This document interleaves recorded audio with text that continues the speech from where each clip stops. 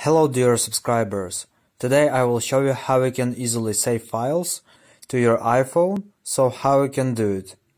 So for example, I open some PDF file and how I can save it to files. So just click here, just click on this button.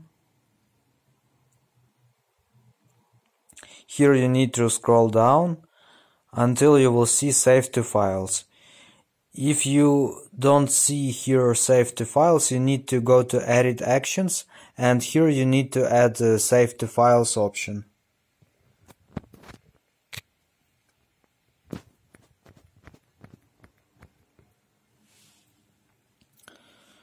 So just choose Save to Files and choose Save. So now it successfully saved files to file. So you can just go back, go to the files, and here you will see your saved file. So here you can see it. So this is how it works. So thanks for watching, have a nice day, subscribe to my channel, click like, and goodbye.